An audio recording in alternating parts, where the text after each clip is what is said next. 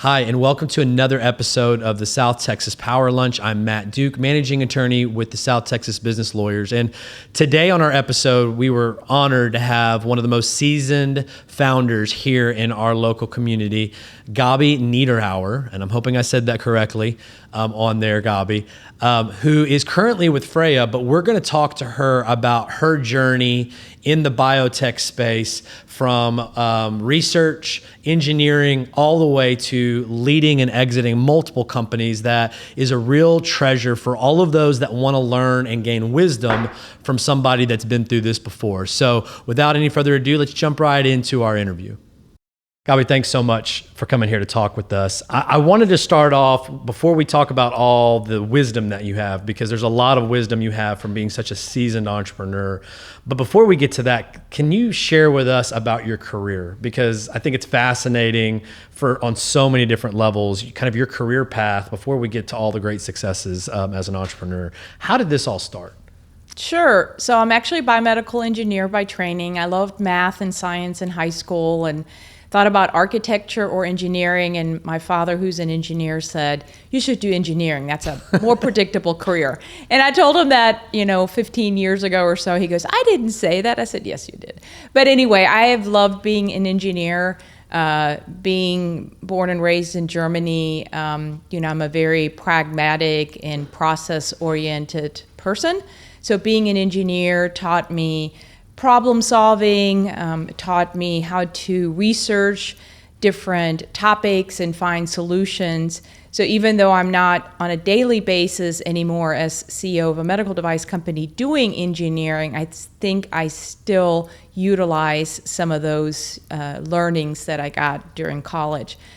So I went ahead and got a doctorate in engineering, biomedical engineering. And I was going to go into academia, become a professor. But I remember the professors that I had in college that could bring practical experiences to the classroom. I enjoyed the most and I could relate to. So I had the opportunity of working at a startup, started out as a senior engineer, and I said, well, I'll do that for a year or two so I can, get some practical experience. And I never went back to academia. That was it. I was at a medical device startup, OsteoBiologics. The first company that I was with was a spin out of UT Health here in San Antonio. And that's how my career progressed. Nice. So, it's interesting from an engineering standpoint. There's I'm sure a lot of tools from a product development and that sort of thing, but just process in itself. So many people don't realize that is usually the core of business, is process, and being able to make sure that there's a sales process, a marketing process, all sorts of processes that come into play from engineers. Also, another interesting thing that I've just found is all my friends that are engineers, they come from engineering families. Yeah. For me, I'm trying to break the mold of knowing my kids being lawyers. I'll be honest. I'm like, no, once I see what's here as a lawyer, I'll go do something like be an engineer, or do that sort of thing. So tell us a little bit about that. It was OsteoBiologics, right? OsteoBiologics. Yep. You were young, into the startup phase, understanding what did that look like on how you became eventually CEO of these, kind of companies? What was that early career like for you? Yeah, so I started out as a senior engineer at OsteoBiologics and started helping manage some of the research work. And one of my strength finders is learner. And so I love to learn more and continue to learn more. And at a startup, if you show the capabilities and the interest to take on more responsibility, what happened with my career there over the 12 years is I not only did research, then I would start doing the development, right? Taking it not just from a bench, but how do you get to the market? So I learned patent-related activities, learned about patent law, also became more aware of the regulatory requirements that FDA has to get a medical device on the market, and started really getting involved in all of those aspects. So it helped me prepare and teach me the skills that are needed for all aspects, of a company, of taking that idea from a napkin to, in the hands of an OR or doctor. So what kind of device was that company? What kind of device did they work on at that time? So OsteoBiologics had a resorbable scaffold for bone and cartilage repair. So essentially, think about it kind of like your kitchen sponge, but it was made out of polylactide coglycolite, which is like the resorbable sutures that you get. Yeah. So same plastic material. And the intent was that you could press fit it into a defect in your joint and get the bone to repair and the cartilage to grow in so that you could prevent that cartilage defect that you might get from, playing basketball or some kind of injury. You could prevent that from getting worse and causing, your whole knee surface to degenerate. Okay. Wow. Mm-hmm. Yeah. See, this is fascinating to me. I mean, we deal with a lot of different industries. We've got chefs, we've got technology. The medical piece is always fascinating to me. One, the words, they go right over my head, on how those are. But the innovations and the science that goes into it, I get a little geeky myself just thinking about all of that. How did that progress to the transition to the company after that, where you started to lead the organizations, which I think you had a leadership role in that company towards the end, correct? Yeah, so OsteoBiologics was acquired by Smith & Nephew in 2006. Great success story because we sold for $75 million. So good for San Antonio because it could demonstrate that things invented, developed, and launched in San Antonio got international attention. Smith & Nephew is like the biggest endoscopy company in the world. But when that company was acquired, I think my title was Director of R&D.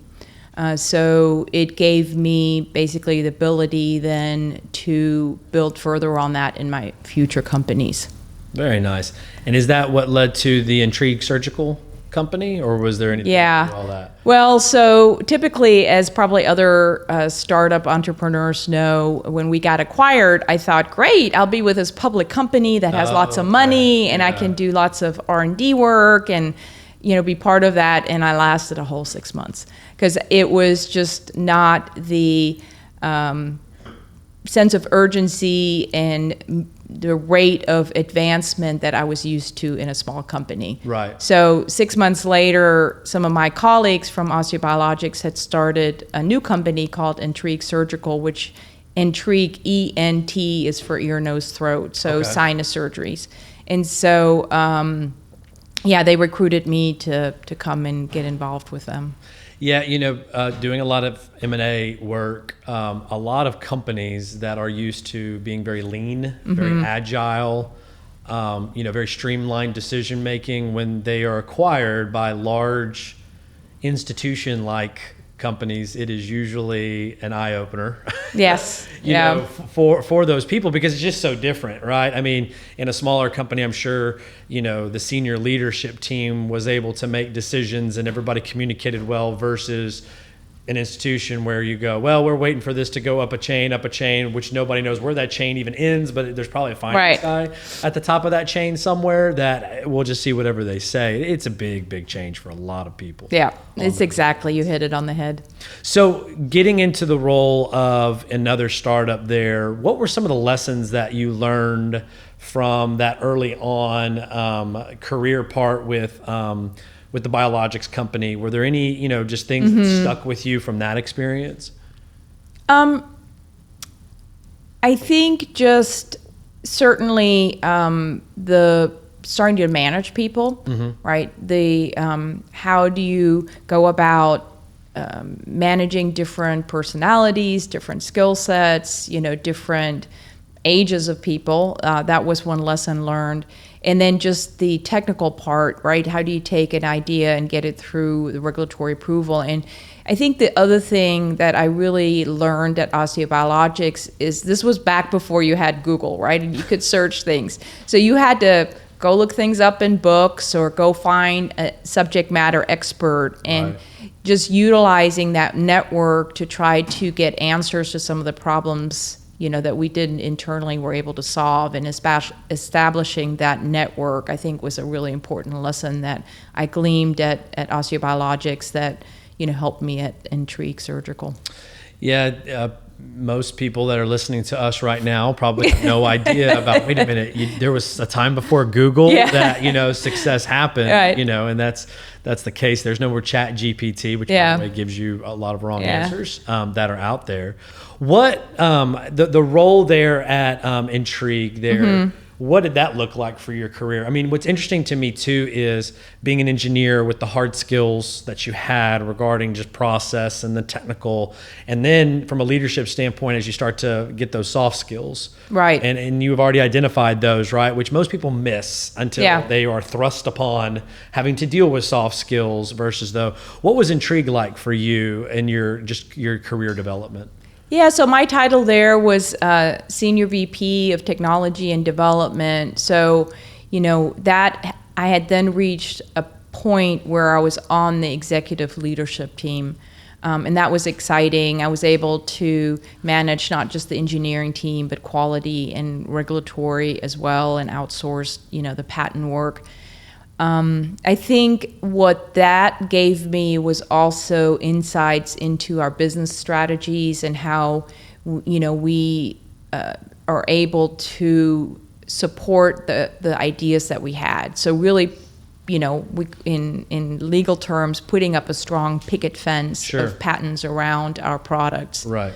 So I was able to do some work with an external patent attorney where we did some discovery work on some of the initial, filings of some related patents. So, I think I'm always a sponge. I'm always, learning things. But on the contrary, I was also able to go into, labs, go and work with doctors side by side, get feedback on the products, the unique things that we were developing, continue to, deal with FDA, which always can be very frustrating. But those are some of the key things that I gleaned during my time at ENTrigue. What's interesting too is I hear this is, they used to be called the grocery store method of, learning business. Yeah. And for those that don't know, the grocery store was when you go to the grocery store, evidently they put you in produce. And then after you did produce, you went to the butcher shop. And then after that you went, and they moved you around. At the end of the day, what you knew is you knew how to run a grocery store. Yeah.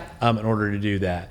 And so many people that I talk to, and in my career, I just happen to have that same benefit of being moved around to understand the different pieces, which gave you the perspective on how to run the entire organization or to run a business unit for stuff, which I think is missed a lot in maybe the later generations. Because we think within a Google search, we can get information and answers right at our fingertips, but really experience is the greatest, teacher for what's missing on that. What was the path at ENTrigue there, including to the exit on that one? What did that part of your career look like? Yeah, so I was at ENTrigue for 7 years, and it was an interesting situation then because ENTrigue got acquired by a company called ArthroCare in Austin, Texas. And ArthroCare was actually under Department of Justice watch at the time. And so when ENTrigue was acquired, some of our team was asked to move to Austin. And so I ended up actually running the facility here with about a dozen employees. So it was a good experience for me to actually manage that team. And then a year and a half later, that DOJ was lifted, and Smith and Nephew, once again, the previous one, Smith and Nephew acquired ArthroCare. Okay. And at that point, they just were going to shut down the facility here in San Antonio. So I was offered to move to Austin. But I really am very passionate about San Antonio and very involved in different things in the community and like to grow the ecosystem. And so I decided I would stay here and look for another opportunity and not move, with the company to Austin. Let's talk about that a little bit, about the ecosystem here, because from a community, we talk about our strengths being tourism, military, and biosciences that's out there. How do you see the bioscience ecosystem in your opinion? Its strengths and even its weaknesses, maybe.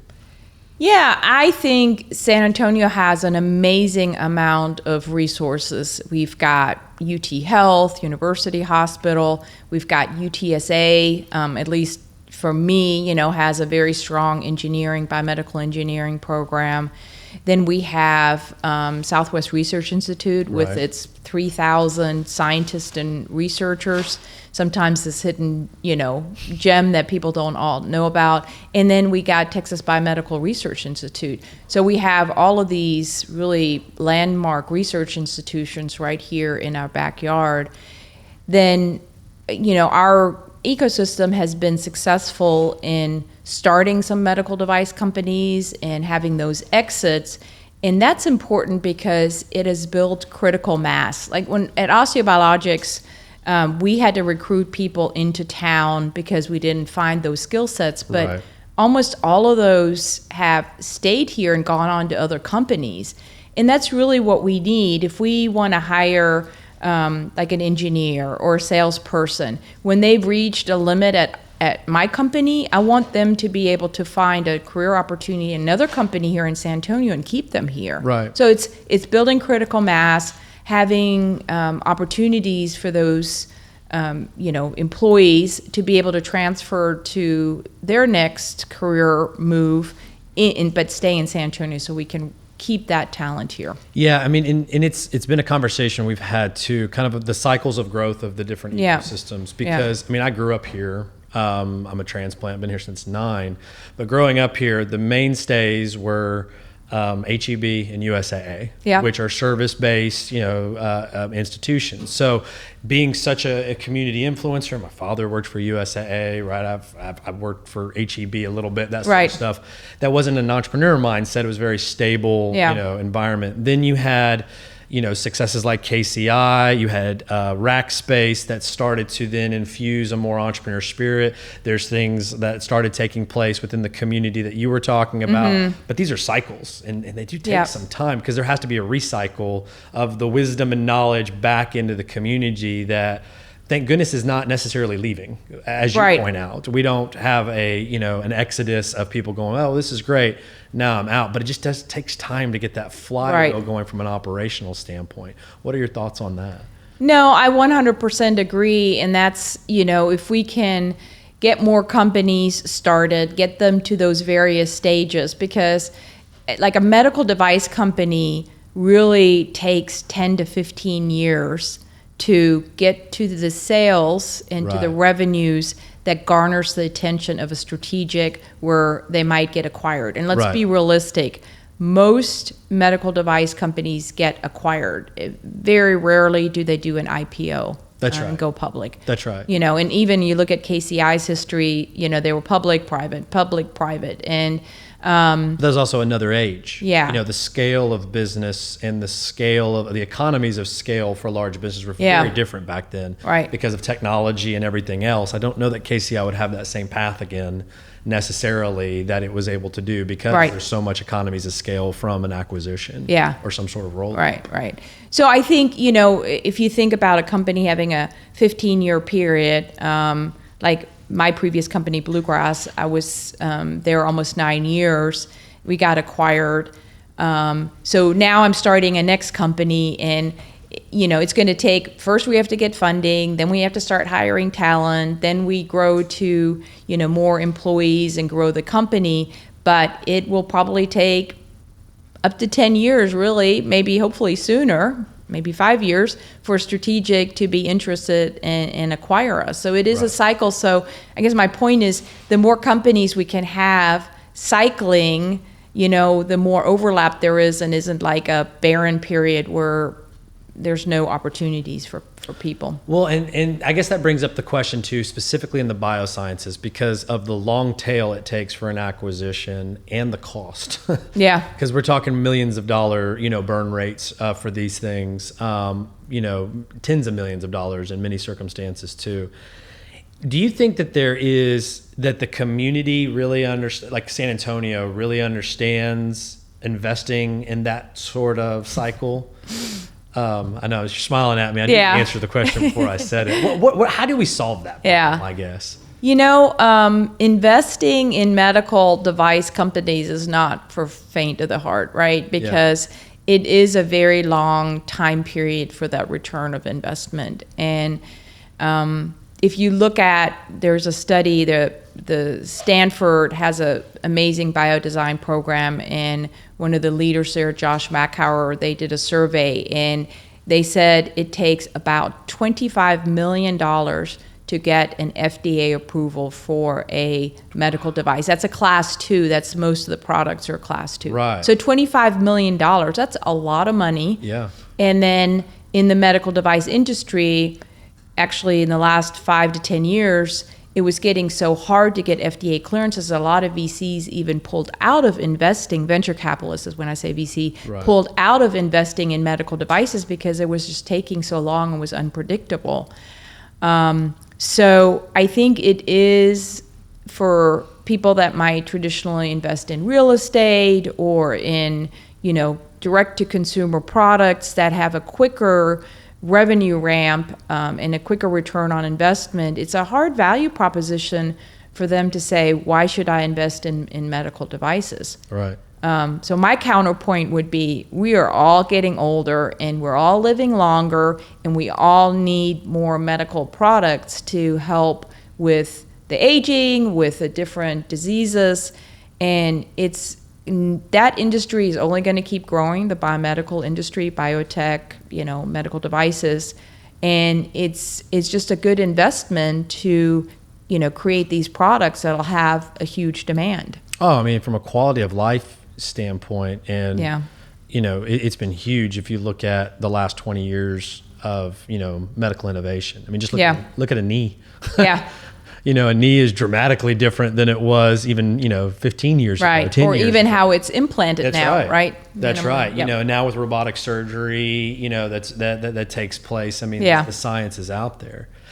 Another question I wanted to talk to you about too was, you are a gem for our community because of the wisdom that you have, the knowledge that you have, and the success that you've had on a variety of levels like we've talked about. Do you think there's a lack of operators that may be part of our problem here? I know there's not a lack of talent necessarily for companies, but for example, I mean, just being blunt, right? If we're going to talk about Freyya here in a second, but this being your sixth rodeo, Freyya will be my fifth. Yeah. fifth rodeo, right? Yeah. There is wisdom that comes with that. There is a risk dynamic that you just addressed that you would say would be dramatically lowered versus Matt Duke starting his first biomedical program. Do we have enough of those? Do we have enough of you in our community? And if we don't, how do we solve that? How do we get more? Is it recruiting people in, trying to grab business and bring more of that existing business here to us versus growing our own? What are your thoughts on that? I think there are some, seasoned operators, seasoned CEOs, or other type of leadership roles, certainly in San Antonio. And just as an example, I'm part of a CEO roundtable at Velocity, Texas, and we meet once a month with other CEOs and we help each other out. Because I can tell you, having been CEO at Bluegrass, was the toughest job I ever had. And for every positive thing that might have showed up on LinkedIn, there were 4 near-death moments that the public will never know about. You wear them completely on your shoulders. Yeah, it's just so many ups and downs and so many things to overcome. And it can be very lonely too, because if you manage a group of people, you always want to be the cheerleader and upbeat. So I think if you can find a network of people that you can share some of these situation with and get advice, it really helps. It's the mentoring part. Sure. And I don't think that those mentors necessarily have to be in San Antonio. I have, people I've used to work with that I know I can call when I run into a problem. Other female CEOs that might have different challenges than maybe male CEOs. So having that network of people just to be able to call and get advice on, I don't think has to be people here in San Antonio. And during COVID, certainly that proved we could do it, everywhere. But I do think there are people here in town that have that operator experience and that are willing to share it and help other companies, get going. So let's talk a little bit about Bluegrass, because again, 9 years, Yeah. being the CEO. I mean, there's a lot, it's like everything that's on social media. It's not really the truth. It is part of the truth, right? But the real truth lies well beyond there. Yeah. What are some of the lessons you learned as a CEO? Maybe top 3. There's probably a laundry list of things you learned. Maybe just a couple of those, because again, that experience, that wisdom, it's so common for people to at some point in time address those challenges. Yeah. What were some of them? So I joined Bluegrass Vascular Technologies when just the first patients had been treated with like the prototype device. So I took the company to a European approval, then to FDA approval, and getting a brand new reimbursement code because it was such a unique product. So the couple of the things that I learned, one, working with FDA, we got moved several times to different review groups. What they told us in one meeting changed to the next meeting. And I think I just being persistent and just keep at it, we were able to get through a clearance called a de novo, which means there's no other product like it, which is very unique. And I think only like 1% of all FDA submissions actually fall into that category. So persistence. Also, when you have a board of directors as a CEO, they're your boss. And so learning how to work with the board and tapping into their experiences. But we also had a unique situation because we had a strategic investor that also did our distribution, and just learning how to make us a top priority for them and making sure that they're safely training and using our product, because ultimately it reflects on you, because we had a very high risk device at Bluegrass. And then I think too, just finding people that you can tap into to get insights into how do you manage a shareholder issue, or how do you manage option grants. I mean, just, finding those experts that have been there and done that, and how you navigate all of that as a first-time CEO. Even though I'd been to board meetings before, right.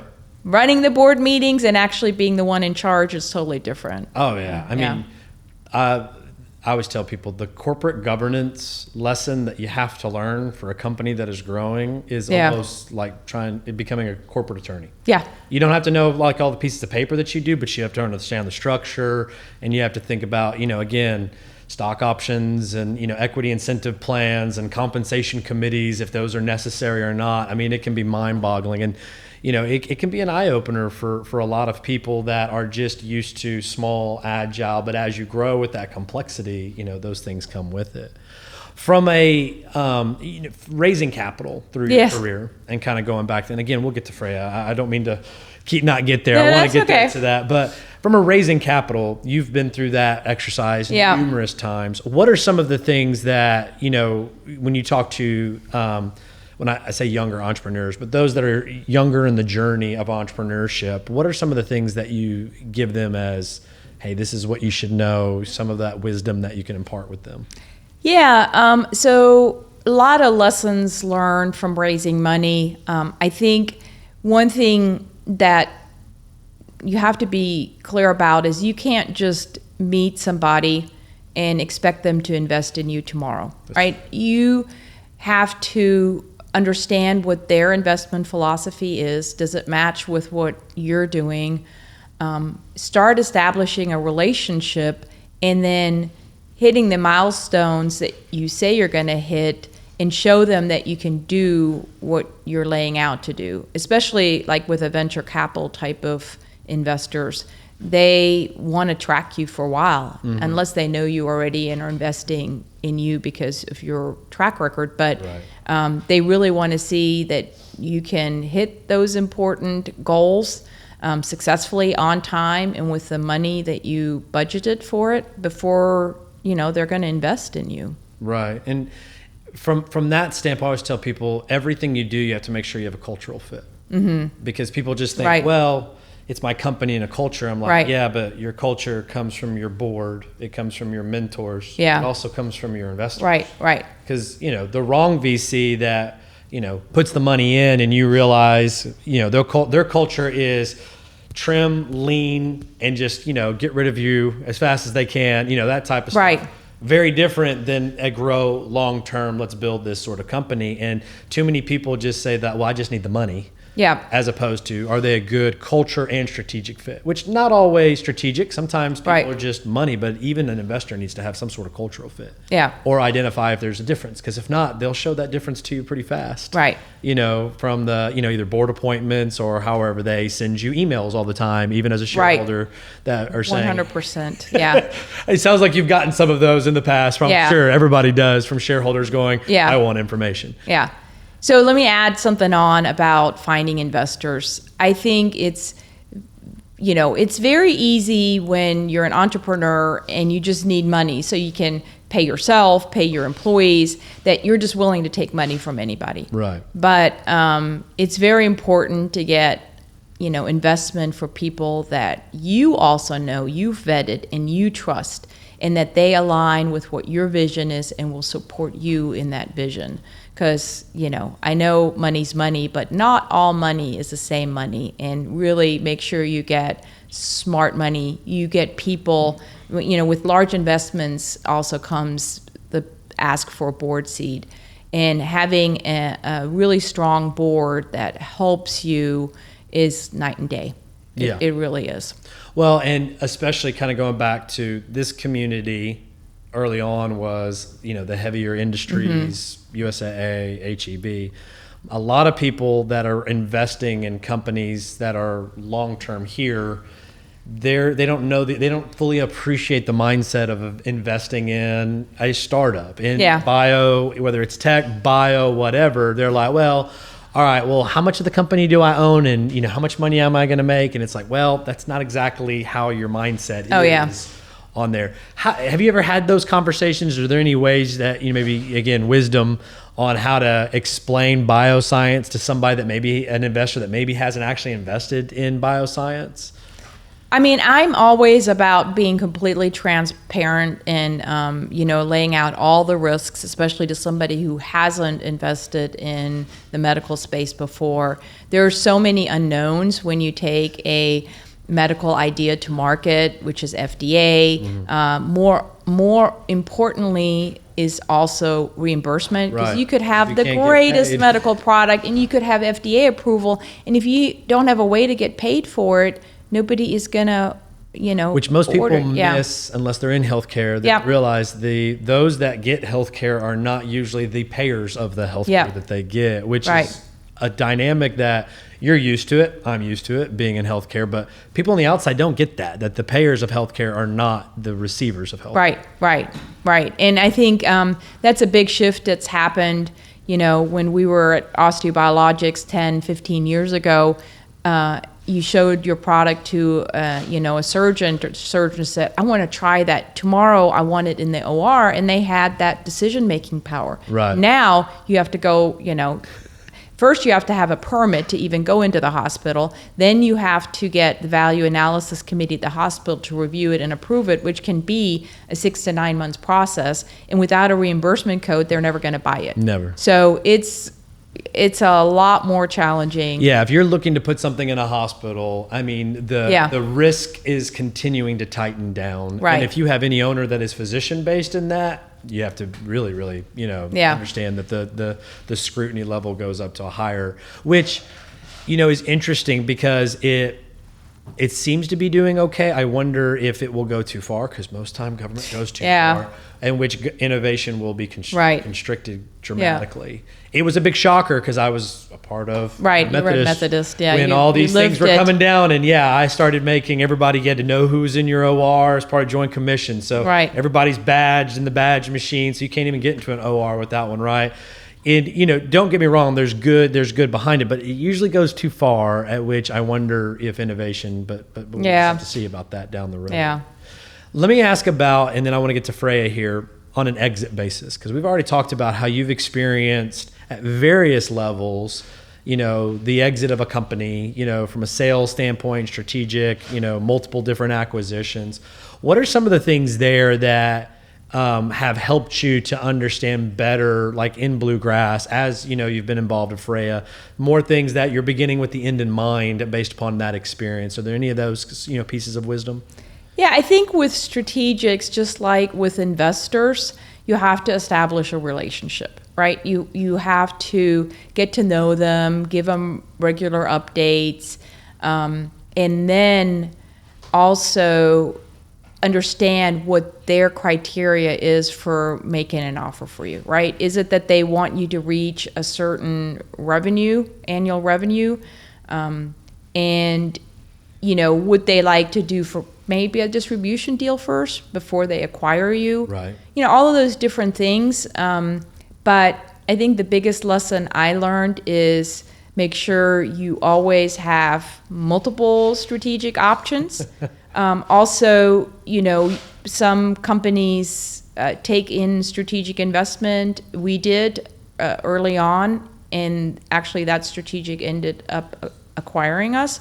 But I've seen other companies where they've had 3 or 4 strategics invest in them, and then a 5th strategic actually ended up buying them. But what that gives a strategic is an insight into how you're doing, how you're performing, what you're investing, what your revenue growth is. And what they want to see is, even if it's in only certain parts of the United States, how well you're doing with your sales and marketing and what that would look like in their bag. That's right. So, the lesson we learned at Bluegrass, we took over distribution for the last portion of our existence before we got acquired, and we had 4 of our own salespeople, and we were able to, the first few months, sell twice as much as the distributor we had, who had 30 salespeople. And that, being able to translate that into what that would look like for a larger sales organization is what will able to convince a strategic whether to acquire you or not. Right. It definitely enhances the value Yep. when you can show that uplift. Yep. It's interesting doing, again, a lot of M&A in my career. I've rarely had it to where there wasn't a relationship between the parties Yeah. in some, form or fashion. Yeah. Even if it was the business development person that they've known for, 10 years. There's always some sort of connector of a relationship that had at least where the parties were able to become familiar. Right. Versus, we do some really small, transactions with a broker, but that's not really how it's done especially in the biotech space. Yeah. There's usually some sort of relationship or a connection through academia or, a conference where everybody knows, they're in this space, that then people come together and figure out what to do. And there's a third component to that, which is there's well-known bankers, Sure. right, that will run M&A processes for you. And don't overlook those, because they're often the fees you can negotiate where it's only success-based. Right. And they know who's buying and who's not buying. And they know what some of the strategics are looking for. So they're just another group of relationships that you should really foster. And I'm going to clarify that one too. Investment bankers. Yes, sorry, investment Not bankers. necessarily, Yeah. not necessarily brokers. Yes. Because, and don't get me wrong, I know a couple of very good brokers that aren't investment bankers, but they're brokers essentially. Yeah. They're well versed in the field. In fact, that's kind of like their consultants, right? Yeah. But be aware to make sure you validate the experience and the network of those kind of people, because, again, Yeah. That's a very bad experiences with brokers for Yeah. clients too. Yeah. That didn't have experience and unfortunately took something that was good and could make it very, very, very different.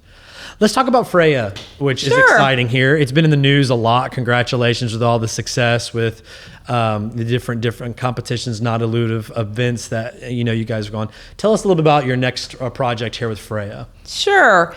So Freyya is a women's health technology that is developing a biofeedback device to monitor pelvic floor therapy.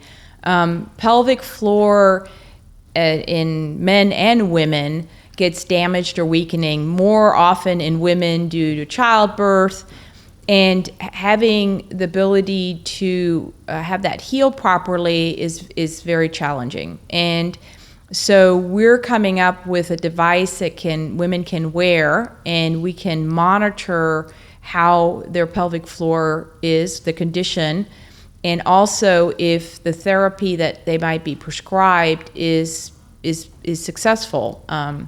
So Freyya actually is based on inventions that my son, Stefan Niederauer, and his professor at the University of Utah, Dr. Bob Hitchcock, have been working on for almost 10 years. Wow.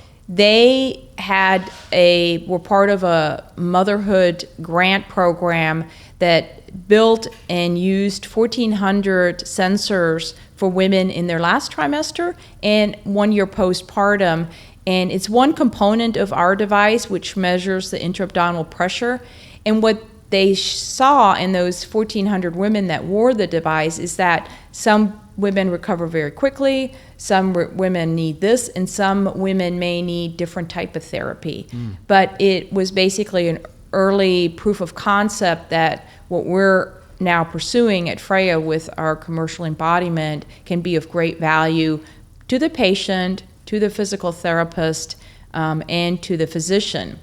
The problem is that 1 out of 4 women in the U.S. have some kind of pelvic floor disorder. Oh, wow. And there's only 10,000 pelvic floor physical therapists available to help with the therapy. So that's the big bottleneck. And further on is that only about 4% of all the women have been diagnosed with pelvic floor disorder. So it's really a hidden epidemic, and it's finally coming to light. And our tool, we believe, can help, with diagnosing the condition, help with monitoring, but it can be done remotely. So a patient would just get the device, get trained on it, but then they can use it at home or while they're walking or, lifting their baby, and it would give them immediate feedback on what they're doing well or not well. And so they could prevent from, if there are excessive forces that they're putting on by doing all this heavy lifting, it would warn them through their mobile app and say, hey, don't do this yet. This is not good for your pelvic floor. That's the vision we have. And right now, most women are treated when they become symptomatic. So they have pain, they have, urinary incontinence, sometimes bowel problems. And what we want to do is intervene much early, be proactive, and be preventative from having those women ever become, severely symptomatic or symptomatic at all. So is the vision that every woman would keep that device for a limited period of time from a diagnosis standpoint, and then those that continue to need that would be using that in the course of their treatment and to just prevent any sort of deterioration? Yeah, so our business model, we're doing a fast follower approach because there are other products available. Okay. And we believe our product is going to be a viable medical device that will be prescribed by a physician because we want to make sure the right patient population uses it. Right. So when, let's say I say, okay, I'm going to buy a Freyya device, I would buy it and I would keep it. It's it's reusable, right? It's just washed with soap and water, but it would be something I could keep for essentially months, year, however long I want to keep wearing it till I get to the outcomes that I want and monitor that therapy. Okay. But I think the value proposition, because we were part of an iCore program where we interviewed 13 healthcare providers, and that's where we discovered the bottleneck is there's not enough physical therapists, and having to go into a physical therapy office once or twice a week is costly, takes a lot of time. If you're a young mom and you don't have insurance, that's a challenge. Yeah. And so what we want to do is after you get the device and you trained on to use it, then physical therapists can remotely monitor you and use that platform to make sure you're getting better with your therapy. And there are actually reimbursement codes that we might be able to benefit on that. Because that's interesting from a therapeutic standpoint. So I've got experience in cardiac and physical therapy. The physical therapy, cardiac worlds, there's some limited ways that you can do online and remote therapy, right? But I believe that as technology does it to where there's no difference, because a physical therapist, they don't usually come and touch you. Yeah. They direct you as you're going through. Right. Because these wearables can direct and Yeah. indicate when you haven't done it correctly, which you're seeing more and more of these. Yeah. It'll allow for a lot more, I think, remote monitoring, which will enhance services, including to those in the underserved, which Right. can't. A working mother that, single family, Rural patient. Right. how in the world are they ever going to get to a therapy Right. session when it's in San Antonio that's, 6 hours away, or they're a one-car family and that car's somewhere else and Right. they're at the home. Right. And that's a variety of, just healthcare accessibility that I Right. think will get there and needs to get there. And that's what we're striving for with our device as well. Well, that's great. Yeah. So from, you even mentioned it here, you proved my point. Engineers produce engineers. Which is a great thing. It really is. I'm all about it, just not lawyers. The lawyers don't need to produce more lawyers. We got enough lawyers in this world. How has that been with the family and kind of that next generation and working through all of this together? Yeah. I know you and your husband, y'all have an We're both amazing engineers. Power couple. And both of our brothers are engineers. But Right. yeah, it's been a lot of fun. Stefan is a very smart person, probably a lot smarter than me. And he can figure out how to build these. And like he recently put together a bench model to simulate the forces and make sure what we're building can actually have the output and measure what we're wanting to. So I think I never thought in my lifetime I would be working with one of my children, as my son. So it's as a mother, it's an amazing once in a lifetime opportunity. And I know and trust him implicitly, and he has a very strong work ethic. So it's going to be, a joy. And just so I make one other comment, when he asked if I was interested to get involved, because the 3 co-founders are male, and certainly having an experienced female CEO would be helpful for a women's health company.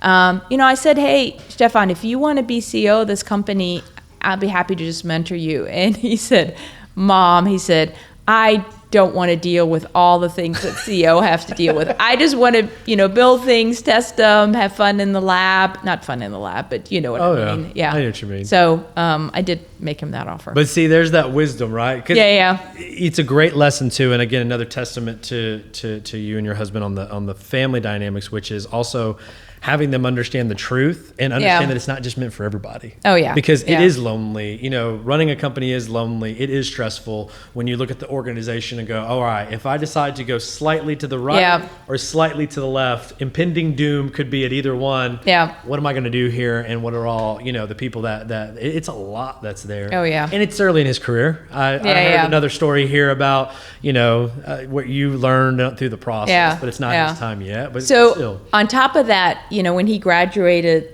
3-4 years ago, he joined a startup that his friend had started. So he has been at another startup for the last 4 years, and now with the NSF SBIR grant that we got in November that really kickstarted Freyya. Yeah. So now he's doing 2 startups and splitting his time and trying to still contribute, as much as he can, but he's doing an amazing job. So he's had a double startup kind of experience. Hey, you know what? The more experience is wisdom. Yeah. And I can't thank you enough for coming on here Oh, to share yeah. your wisdom. Yeah. It's been great.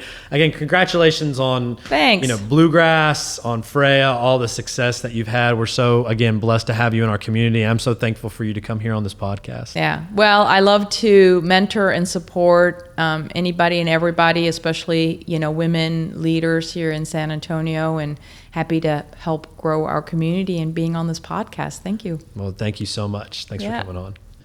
Well, I hope you enjoyed that episode as much as I did. Gabi is someone that has a wealth of wisdom and knowledge that, again, we are so fortunate to have in our community. And she is proof that it can be done, and it can be done again and again with strong leadership, a strong culture, and just understanding the market here for your innovations. Now, as always, we are so thankful that you watched our podcast. Click subscribe to whichever platform you are watching us on. Leave us some comments if you'd like there. And until next time, we'll see you again.